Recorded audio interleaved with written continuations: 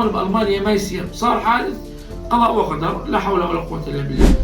السلام عليكم، كيف الحال؟ أبو صالح الدلكي. موضوعنا اليوم موضوع الحوادث السير. طبعا حكينا لكم قبل فترة عن حادث السير، لما واحد يعمل حادث ويهرب من مكان الحادث، إنه هاي مشكلة كبيرة ومصيبة بألمانيا. يعني ممكن انها تصل لسحب رخصة وسجن ومشاكل كثيرة. في حال الشخص اللي عملت معه الحادث صار معه مشاكل صحية أو بالحادث أثر انجرح أو كسر أو إشي، راح تصير مصيبة بالنسبة لك.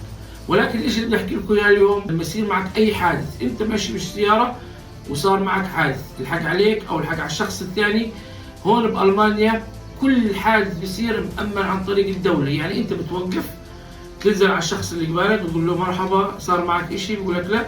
بتقول له شو الحق علي؟ الحق عليك. تتفق أنت وياه، ممكن إنه خلص تتفقوا وتسحب حالك، بتروح وهو بيروح، تاخذ رقم التأمين وتبلغ التأمين تبعك ويبلغ تأمينه، وعلى طول أنت بتروح تشوف قديش بكلف تصليحك وتبعث له الفاتورة بدفعها التأمين، ما في أي مشكلة. في حال أنت قلت لا أنا بدي أتأكد، لازم الشرطة تيجي عشان تغيرش الأخوال أو إشي، ما عندك مشكلة، بتتصل مع الشرطة وتيجي الشرطة بتشوف عمين الحق عليك واللي عليه، وعلى أساسه بتقرر قديش بدك تدفع. مثلا بقول لك ادفع للشخص الثاني 35 أورو، بدفع، معناته الحق عليه، بيحطوا له ورقة ونفال بغشت مكتوب أول واحد هو اللي عامل الحادث، وأنت بالطرف الثاني. هاي الرسالة بتاخذها بتوديها للتأمين، والتأمين يكمل الإجراءات الطبيعية. أنت بتروح على بود أختها، بتصلح السيارة، وأمورك 100%.